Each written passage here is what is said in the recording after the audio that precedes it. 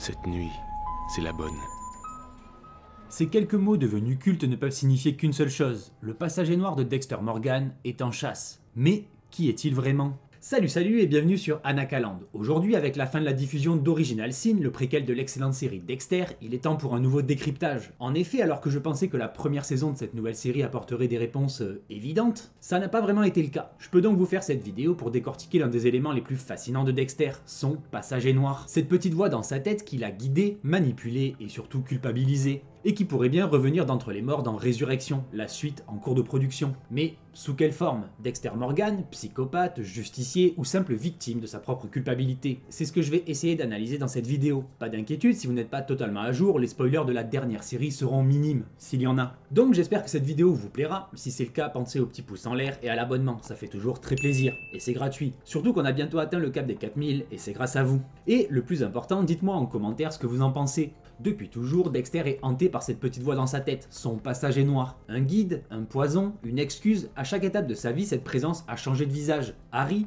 Brian, puis Debra, et à chaque fois, elle l'a ramené à ses pires péchés. Mais pourquoi ce passager évolue-t-il ainsi? Que dit-il vraiment de Dexter? Et surtout, dans Résurrection, quelle forme pourrait-il prendre? Donc restez bien jusqu'à la fin car on va explorer une théorie qui pourrait bien tout changer pour cette suite. Plongeons donc en profondeur dans l'histoire et la symbolique de ce passager noir, voir comment il a influencé Dexter, et pourquoi il pourrait encore lui réserver une dernière surprise.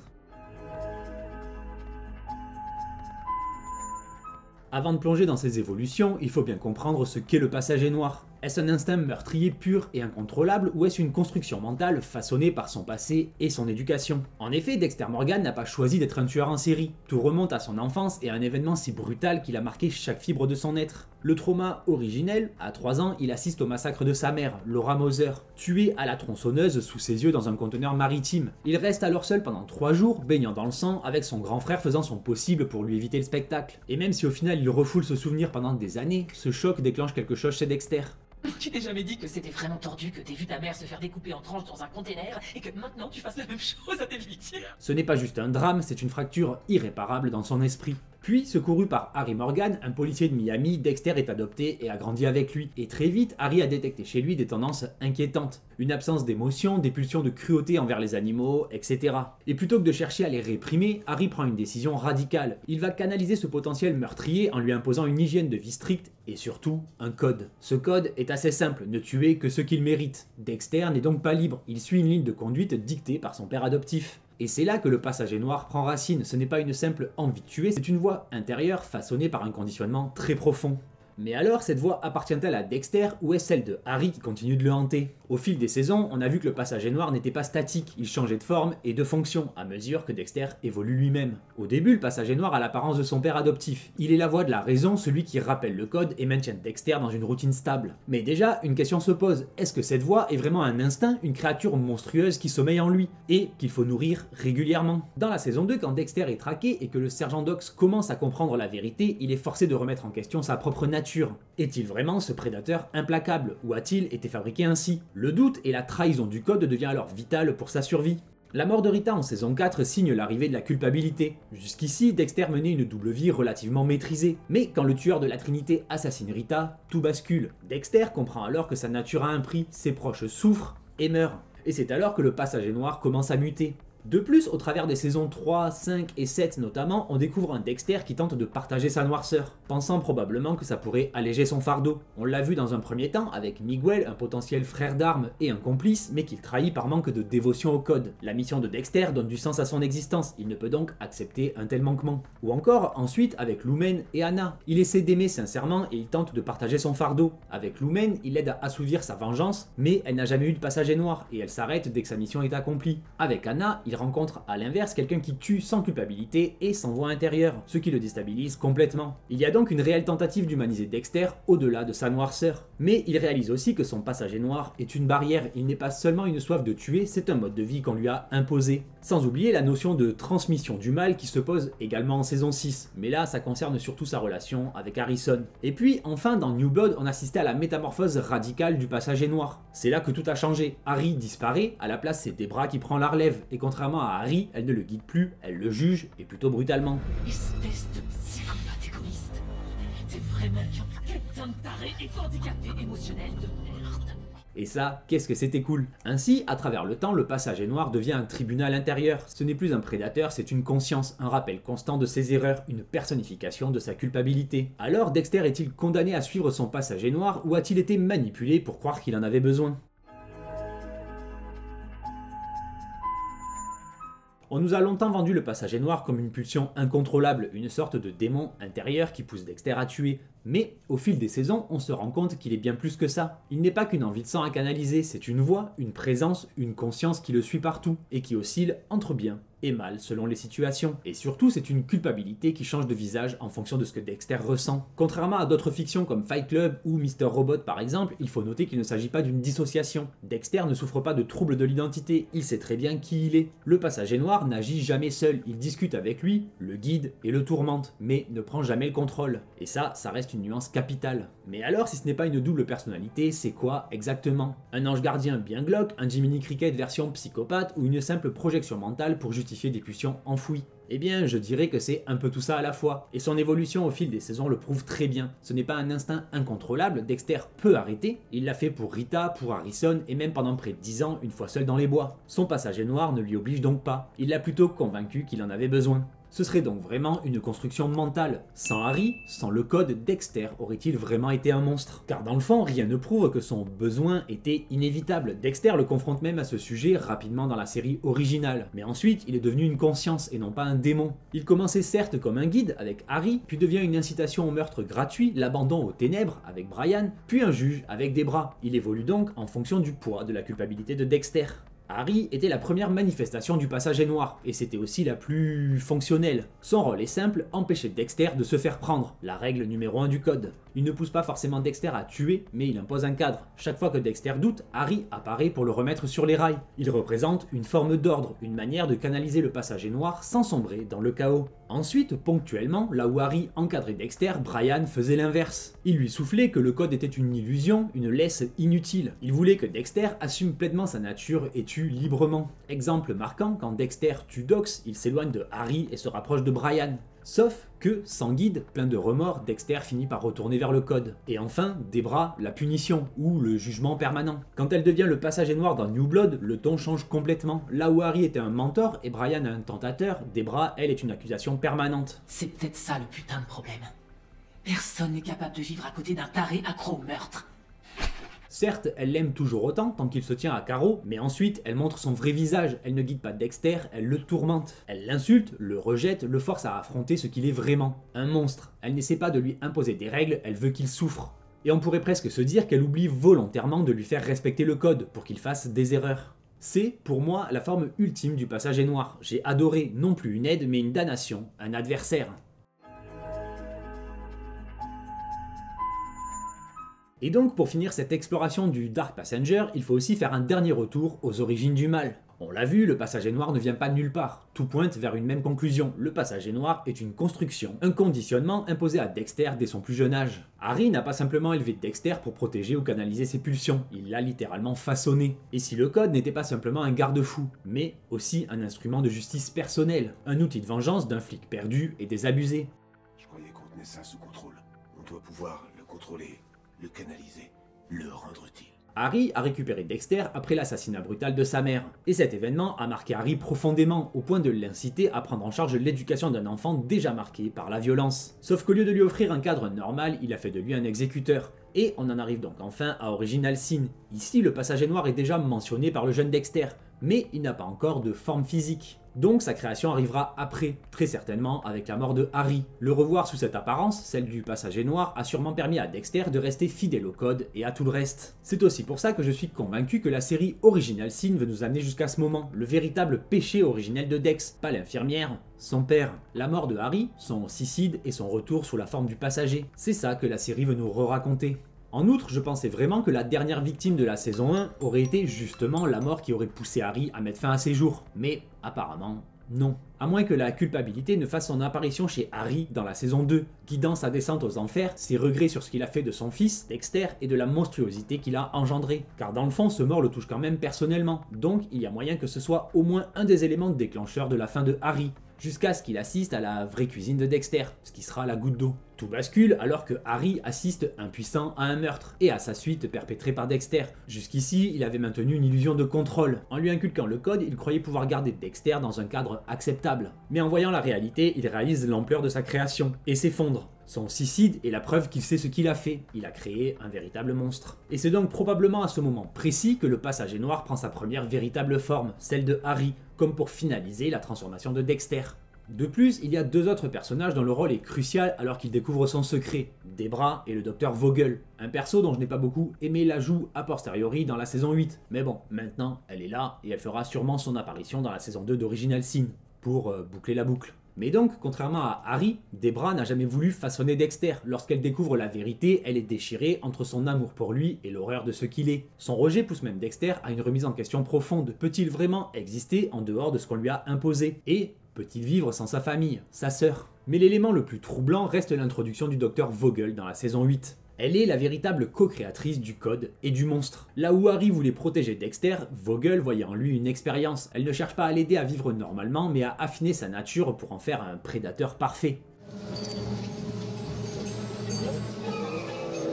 En instrumentalisant la souffrance d'un enfant, elle l'a privé de toute autre alternative. Et l'élément le plus tragique dans cette histoire est que Dexter aurait pu suivre un chemin totalement différent. La psychothérapie, l'hôpital psychiatrique, la prison aurait même été préférable vu le résultat. De très nombreuses personnes ayant des tendances psychopathiques ne deviennent jamais des tueurs. Elles canalisent leur esprit analytique et froid envers des métiers valorisants. PDG, chirurgien, avocat, etc. etc.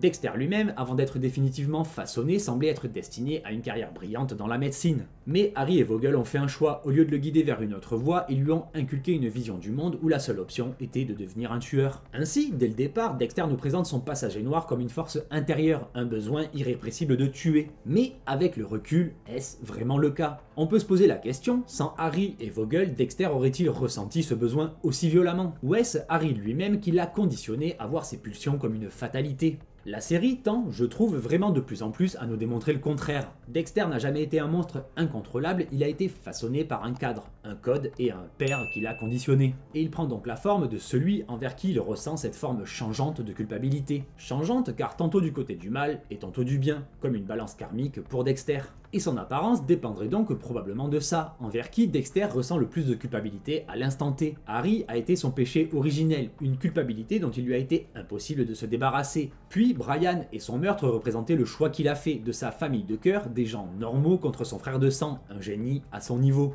Vrai frère. Pas une pièce rapportée.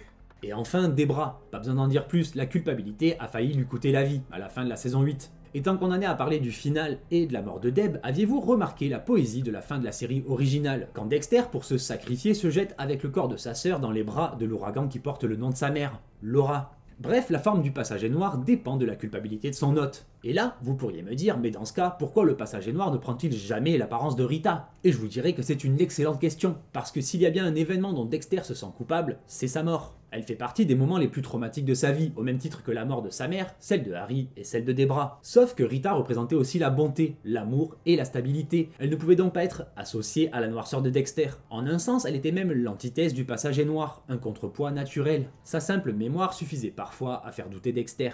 Ce qui m'amène à une conclusion évidente. Le passager noir représente avant tout la culpabilité de Dexter. Il incarne des personnes qui ont compté pour lui, ses échecs et ses fautes. Et donc la grande question, quelle forme prendra le passager noir dans Dexter Résurrection? Car oui, Dexter revient. Après quelques années de silence, Dexter s'apprête à renaître une dernière fois avec Résurrection, une suite à la série originale et à New Blood qui soulève autant de questions qu'elle suscite d'attentes. Et perso, si vous voulez mon avis, je suis encore plutôt confiant. À la fin de New Blood, Harrison découvrait enfin le vrai visage de son père, le masque de Dexter tombé, révélant non pas un justicier tapis dans l'ombre, mais un tueur incapable d'échapper à sa propre nature. Confronté à cette vérité insoutenable, Harrison refusait de suivre ses pas, et dans un geste ultime retournait l'arme contre lui. Dexter acceptait alors son sort, comprenant que son fils méritait mieux qu'un héritage de sang et de violence. Mais si la série nous a appris une chose, c'est que personne n'échappe à ses démons. Après avoir tiré sur son père, Harrison est condamné à vivre avec le poids de ce geste. Il a failli tuer un homme, son propre père. Un acte qui, bien que justifié à ses yeux, pourrait devenir une ombre persistante dans sa vie. La culpabilité, le doute, surtout qu'il ne peut plus oublier qui est vraiment son père. Et si cette noirceur qu'il rejetait si farouchement l'habitait désormais à son tour? C'est là que résidera l'un des enjeux majeurs de Résurrection. Harrison finira-t-il par développer son propre passager noir? Il est né dans une mare de sang tout comme toi. Mon passager noir est en lui. Si c'est le cas, il ne ressemblera probablement en rien à celui de Dexter. Ce ne sera pas une voix qui pousse au meurtre sous le couvert d'un code, mais peut-être une conscience torturée, une incarnation de son remords lui aussi, ou pire, de son désir de justice absolue. Mais avant ça, de son côté, Dexter, qui revient après sa mort, qui n'en était finalement pas une, sera confronté à un dilemme qui rappelle celui de son propre père. Doit-il aider son fils à combattre cette part d'ombre, comme Harry l'avait fait avec lui, ou bien est-il déjà trop tard pour Harrison, même si, encore avant ça, il va devoir se sortir de la merde dans laquelle il est, à la fin de New Blood. Blessé et mourant, ça ok, pourquoi pas, mais échapper à la justice à ce stade, ça va être compliqué. Mais donc, quelle forme prendra le passager noir de Dexter dans Résurrection? Si la série reste fidèle à la mythologie de Dexter, le passager noir ne disparaîtra pas. Il sera toujours là, tapis dans l'ombre, incarnant cette culpabilité qui ne s'efface jamais complètement. Mais donc, sous quelle apparence reviendra-t-il cette fois? Malheureusement, Jennifer Carpenter a officiellement annoncé qu'elle ne reprendra pas son rôle de Debra. Un choix décevant pour beaucoup, tant son incarnation du passager noir apportait une intensité tragique à New Blood, et je fais partie de ce groupe-là, vous le savez maintenant. En revanche, James Remar, qui jouait Harry dans la série originale, semble de retour. Ça pourrait signifier que le passager noir prendra à nouveau son apparence. Mais avec un détail étrange, Harry aura vieilli dans la mort. Une idée qui, avouons-le, semble peu convaincante, ou peu crédible en tout cas. À moins qu'il n'apparaisse que temporairement, le temps que Dexter, dans son retour au monde des vivants, se raccroche une dernière fois au principe du code, pour retourner la situation et en sortir libre. Et là, j'avoue que je vois pas trop comment il va faire. Mais si Résurrection veut aller plus loin, il lui faudra une nouvelle incarnation du passager noir, et plusieurs options sont envisageables. L'incarnation la plus symbolique serait celle d'Harrison lui-même, un reflet implacable de la conscience de Dexter, une personnification de cette rédemption avortée. Après tout, Harrison l'a jugé, l'a condamné et a appuyé sur la détente. Donc voir son fils lui apparaître comme un spectre vengeur, en tant ses moindres décisions, serait une manière brutale de le confronter aux conséquences de ses propres actes. Je veux l'aider à s'accepter, c'est ce qu'Harry a fait pour moi. Mais une difficulté se poserait. Si Harrison est un personnage actif dans la série, il pourrait être perturbant de le voir à la fois incarner son propre rôle et celui du passager noir. Une alternative intéressante serait alors de représenter Harrison sous une forme plus symbolique encore, celle de l'enfant qu'il était avant que tout bascule. Un jeune Harrison, figé dans l'innocence qu'il n'a jamais pu conserver, hanterait ainsi Dexter en lui rappelant ce qu'il a abandonné et détruit. Une représentation plus intime de sa culpabilité, un rappel douloureux de ce qu'il aurait pu être s'il n'avait pas suivi le chemin de son père. Et j'avoue que j'aime bien cette option. Une autre possibilité intéressante serait d'adopter une approche encore plus introspective. Un passager noir sous les traits du jeune Dexter tel qu'il était avant que Harry ne le façonne en tueur, celui de Patrick Gibson. Ce choix narratif serait fascinant, il transformerait le passager noir en une confrontation directe entre Dexter et son propre passé. Il ne verrait plus un mentor ou une victime, mais lui-même, à l'âge où tout a basculé. Un dialogue entre l'adulte qu'il est devenu et l'enfant qu'il était autrefois. Et d'un point de vue scénaristique et technique, cette option a du sens. Surtout que la série Original Sin, qui explore la jeunesse de Dexter, aurait rencontré un certain succès. Donc réutiliser l'acteur de cette série pour incarner le passager noir dans Résurrection renforcerait la cohérence de la saga et offrirait une conclusion puissante à l'histoire de Dexter. Car si Résurrection veut clore définitivement son parcours, cette dernière incarnation du passager noir pourrait être la plus logique. Une confrontation finale avec lui-même, un ultime regard dans le miroir, avant que son reflet ne disparaisse à jamais. Dans le fond, tout au long de la série, le passager noir a toujours été une part de Dexter à combattre, parfois une boussole morale et parfois un démon intérieur. Il a toujours été là, en opposition à ses désirs, à ses doutes ou à sa conscience, bonne ou mauvaise. Harry l'empêchait de sombrer complètement, Brian l'incitait à s'abandonner au meurtre, et Debra lui renvoyait son propre dégoût. Mais aujourd'hui, alors que son histoire approche de sa fin, Dexter doit affronter l'ultime épreuve, vaincre son passager noir une bonne fois pour toutes. S'il veut sauver son fils, il devra le libérer de cette malédiction. Mais peut-il encore le faire? Peut-être que la seule issue, cette fois, c'est le sacrifice, un véritable sacrifice. Un dernier acte non plus pour lui-même, mais pour Harrison. Un moyen de briser la chaîne infernale qui a commencé avec Harry et qui menace de se répéter avec son fils. En conclusion, à travers toutes ces incarnations du passager noir, Dexter nous a toujours montré une chose. Personne n'échappe à ces démons. Harry, Brian puis Debra, chacune de ces figures n'était qu'un reflet de la conscience de Dexter, une manifestation de sa lutte intérieure. Mais aujourd'hui cette lutte prend une toute nouvelle dimension. Il n'est plus seulement question de lui, mais aussi d'Harrison. Et si Dexter Résurrection veut marquer les esprits, il devra répondre à cette question cruciale. Le passager noir est-il une malédiction inévitable ou peut-on s'en libérer? Est-ce que Dexter parviendra à briser cette chaîne infernale pour sauver son fils?